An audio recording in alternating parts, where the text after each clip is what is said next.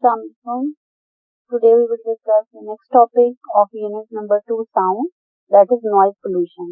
ये theoretical topic है, इसके सारे concepts जो हैं वो हम यूज करेंगे, डिस्कस करेंगे हम इसमें कि बेसिक आपके पास noise pollution क्या होता है. So first we will define noise pollution, then उसके जो डिस्कस करेंगे कि noise pollution becomes a major issue. फिर सोर्सेज हम डिस्कस करेंगे नॉइज पोल्यूशन की एंड लास्ट में हम डिस्कस करेंगे कि how we can reduce the noise pollution. So let's start with definition.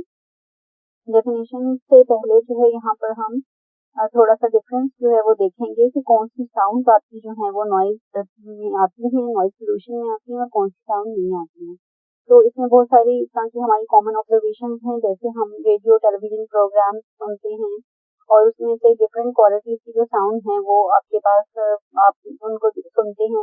जैसे कोई भी आपके प्रोग्राम्स हैं, रेडियो प्रोग्राम्स, तो उसमें म्यूजिकल जो साउंड हैं वो सारी हमारी प्लेजेंट साउंड में आती हैं. मीन्स उनकी जो उनका जो इफेक्ट है हमारी ईयर से वो हमें उनको सुनना अच्छा लगता है, हमें उन्हें जो है वो हमें अच्छा फील होता है. म्यूजिकल साउंड जो है वो डिफरेंट इंस्ट्रूमेंट की है, फ्लूट की है या फिर आपका पियानो है या फिर आपके पास जो है वो डिफरेंट किस्म के म्यूजिकल इंस्ट्रूमेंट, वो सारी के सारी जो है उनकी साउंड हमारी प्लेजेंट साउंड में आती है. इसी तरह रेडियो टेलीविजन पे आने वाले सारे प्रोग्राम या म्यूजिकल हो या सिंपल प्रोग्राम्स हो, वो सारी वॉइसेस या फिर नॉर्मल अगर हम इससे बात करें तो सारी की सारी नॉइज जो आपके पास वॉइसेस हैं they all are have a pleasant effect on our year.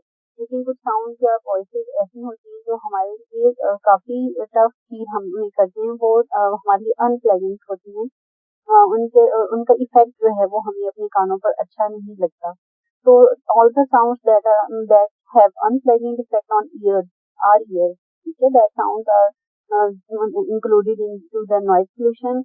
उनमें से मशीनरी जैसे होती है आपके पास, बहुत सारी इंडस्ट्रियल एरिया में हैवी मशीनरी है या कहीं वर्किंग हो रही है या कंस्ट्रक्शन हो रही है, ड्यूरिंग कंस्ट्रक्शन जो मशीनरी यूज हो रही होती है आपके अराउंड, कहीं कंस्ट्रक्शन हो रही हो तो वो वॉइस आपको अच्छी नहीं लगती. उस वॉइस का जो इफेक्ट है हमारे ईयर्स के ऊपर वो अच्छा नहीं होता, अनप्लेजेंट होता है, तो वो नॉइज में आता है. इस तरह स्लैमिंग ऑफ द डोर, मतलब जोर से जो डोर्स हैं दरवाजे उनको बंद करना, जैसे फॉर एग्जाम्पल कार हैं, कुछ लोग बहुत जोर से डोर बंद करते हैं, बहुत जोर से आवाज आती है, वो हमें अच्छी नहीं लगती सुनने में.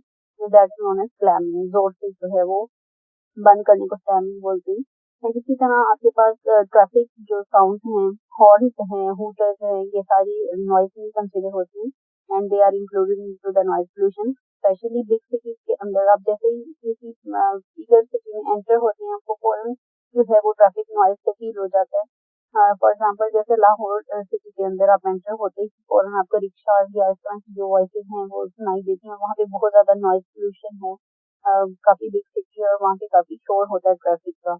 सिमिलरली जैज़िंग जो साउंड्स होती हैं जिनमें high level of vibration, jazzing high level of vibration जो आवाज़ें आप प्रोड्यूस करती हैं वो they all have the unpleasant effect on our year.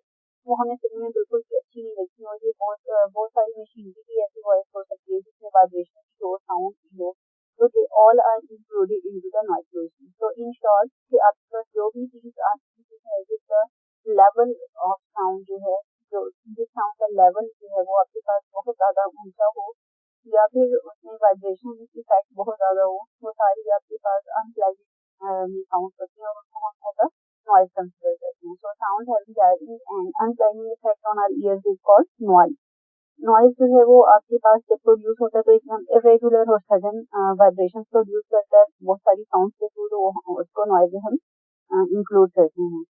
Similarly noise जो है वो मेजर इशू है ऑल ओवर द वर्ल्ड. बहुत सारी जगहों पे बिग सिटीज के अंदर जो है वो ज़्यादा आपके पास नॉइज पोल्यूशन प्रॉब्लम क्रिएट करता है, बिकॉज नॉइज जो है वो हमारी अनडिजायरेबल साउंड है और इस तरह की साउंड है जो हम नहीं सुनना चाहते और इसकी जो इफेक्ट्स हैं हेल्थ के ऊपर, सेहत के ऊपर, वो भी काफ़ी ज़्यादा जो है वो होते हैं, हार्मफुल होते हैं. और other not only human beings, other species के लिए भी जो अनडिजायरेबल साउंड है या नॉइज है वो इफेक्ट करता है सबको. और यहाँ पे भी हम डिस्कस करेंगे कि what are the sources of noise pollution. तो सबसे मेन जो इसका सोर्स है वो तो कि कोई भी हैवी मशीनरी जो इंडस्ट्रियल एरिया में होती है उनकी वजह से ट्रांसपोर्टेशन इक्विपमेंट, जैसे कि आपके पास है वो ये जो कंटेनर के लिए जो ट्रॉलर्स हम यूज करते हैं वो मूव करते हैं डिफरेंट चीज़ों को, इक्विपमेंट्स को इधर से उधर लेकर जाना। इसी तरह टू एरोप्लेन, वो भी सारी जो ट्रांसपोर्टेशन होती है आपकी एरोप्लेन हैं। और इसी तरह की अब डिफरेंट जो चीज़ें हैं वो सारी आपके पास इंक्लूड होती हैं सोर्सेज ऑफ नॉइज पोल्यूशन में। जिस तरह हैवी मशीनरी भी इसका एक पार्ट है। तो आपके पास जो नॉइज ऑफ मशीनरी है इन द इंडस्ट्रियल एरिया, इस तरह लाउड व्हीकल हॉर्न जो हैं, बहुत ऊंची आवाज में जो हॉर्न बजते हैं, या हूटर्स जो होते हैं, ये भी काइंड ऑफ अलार्म्स होते हैं जो इंडस्ट्री में इनका यूज है। इंडस्ट्रियल आपके पास जैसे शिफ्ट खत्म होने पर या न्यू शिफ्ट शुरू होने पे बहुत सारी जो इंडस्ट्रीज हैं वो हूटर्स का यूज करती हैं फॉर देयर एम्प्लॉयज। इस तरह अलार्म जो हैं वो इंक्लूड करती हैं। तो ये सारी जो सोर्स हैं नॉइज पोल्यूशन की, आपके पास जो ऐसे व्हीकल्स हैं जैसे एरोप्लेन हैं या फिर ट्रक हैं, ट्रॉलर्स हैं, इन सब की जो वॉइसेज हैं वो एज अ नॉइज कंसिडर होती हैं। इसी तरह आपके पास जो है वो हैवी मशीन जो भी नॉइज पोल्यूशन इंक्लूड होती हैं। तो all these have the negative effect on human health. और अगर लॉन्ग टर्म इन चीज़ों के अराउंड हम रहते हैं तो it can create hearing loss. आपका जो सुनने की पावर होती है वो कम से कम हो जाती है या उसमें काफ़ी ज़्यादा वो डैमेज होती है। इसी तरह नींद जो है वो स्लीप डिस्टर्बेंस आ जाता है। आप तो जो है वो फिर अगर नॉइज नहीं भी है तो भी आपको नींद प्रॉपर नहीं आती। चिड़चिड़ापन इंसान आ जाता है, एग्रेशन, हाइपर टेंशन, गुस्सा जो है वो आने लगता है, स्ट्रेस का जो लेवल है वो हाई हो जाता है। वो कंटिन्यूसली आप जो है वो कुछ नॉइजी एरिया में रहती है। It can also cause accident. For example अगर आपके पास फायर अलार्म है, अगर किसी ऐसे एरिया में फायर अलार्म रिंग कर रहा है जहाँ पे नॉइज इतना ज़्यादा है कि उसने उस अलार्म की आवाज़ को ओवरकम कर रही है, तो इट कैन कॉज एक्सीडेंट। इसी तरह डिफरेंट जगह पे अगर आपके पास कम्युनिकेशन को इंटरफेयर कर रहा है नॉइज वार्निंग सिग्नल को, तो वो हमारे लिए हार्मफुल हो सकता है और कोई भी प्रॉब्लम क्रिएट कर सकता है। और यहाँ पे हम अब इस बात करेंगे कि नॉइज़ का जो सेफ्टी लेवल है वो किस पे डिपेंड करता है। तो दो इम्पोर्टेंट फैक्टर हैं नॉइज़ के सेफ्टी लेवल के इसमें। एक तो ये है कि आपकी जो वॉल्यूम है नॉइज़ का, उसका वॉल्यूम कितना है, वो कितना ऊंचा है, ये कम है, उसकी आवाज़ वो नॉइज़ में आता भी है या नहीं। तो पहला फैक्टर है वॉल्यूम नॉइज़ के लिए, सेफ्टी लेवल के लिए। एंड सेकंड फैक्टर है कि योर एक्सपोजर, आप कितनी देर तक आपने उस नॉइज़ को फेस किया या सुना, हाँ, उसका क्या इफेक्ट है। तो लेवल ऑफ नॉइज जो है वो, अगर आपके पास जो रिकमेंडेड लेवल ऑफ नॉइज है 85 to 90 decibel for 8 working hours. Industrial area में मशीनरी के अंदर जो है वो 8 घंटे तक अगर आप काम कर रहे हैं तो maximum 95 to 90 decibel of the sound जो है वो आपके लिए सेफ है। उससे जो अपर साउंड होगी वो नॉइज पोल्यूशन में आएगी और वो ये सारे प्रॉब्लम क्रिएट कर सकते हैं आपके अंदर जो आपने डिस्कस किया, that is sleep disturbance, aggression और हाइपरटेंशन और हाई स्ट्रेस लेवल वगैरह। तो अब यहाँ पे लास्ट में हम इस टॉपिक पे डिस्कस करेंगे कि how we can reduce the noise pollution. हम नॉइज पोल्यूशन को रिड्यूस कैसे कर सकते हैं। तो अब इसके पास डिफरेंट यहाँ पर मेथड है। तो मशीनरी का यही है कि you can reduce heavy machinery with the noisy machinery with the environment friendly machinery means आप ऐसी जो है समटाइम ओल्ड जो मशीनरी होती है उसके पार्ट्स जो हैं वो आपस में उनका भी शोर होता है वो मूव करने की वजह से। तो आप जो है वो उसको रिप्लेस कर सकते हैं एनवायरमेंटल फ्रेंडली मशीनरी के अंदर, जिसमें जो है वो आपको प्रॉब्लम ना हो, नॉइज ना ज़्यादा फील हो। इसी तरह से डिफरेंट जो है वो आप इक्विपमेंट जो ज़्यादा नॉइजी हैं उनको रिप्लेस कर सकते हैं, putting sound reducing barrier.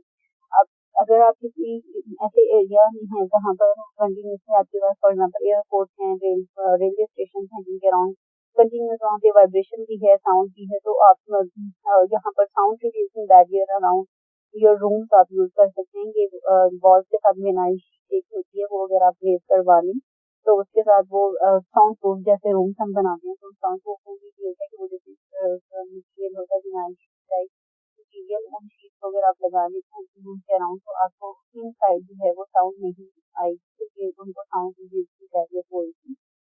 Similarly आप हेयर प्रोटेक्शन जो हैविंग प्रोटेक्शन डिवाइसेस यूज कर सकते हैं, ईयर मास्क और ईयर प्लग शामिल हैं। तो वो आपके पास ईयर मास्क और प्लग में जो उनमें ये फर्क होता है कि एक के साथ हेड बैंड होता है एक के साथ और एक विदाउट हेड बैंड है, डायरेक्ट आप ईयर कैनाल में पुट कर सकते हैं। तो आप अगर हेयरिंग प्रोटेक्शन डिवाइस अपने कानों में ईयर कैनाल में पुट कर लेंगे तो भी ऐसी जगहों पे आप जो है वो साउंड को रिड्यूस कर सकते हैं, नॉइज को। So these are the methods to reduce the noise pollution. This is all about the noise pollution. I hope आप सबको टॉपिक समझ आ गई होगी। Thank you so much.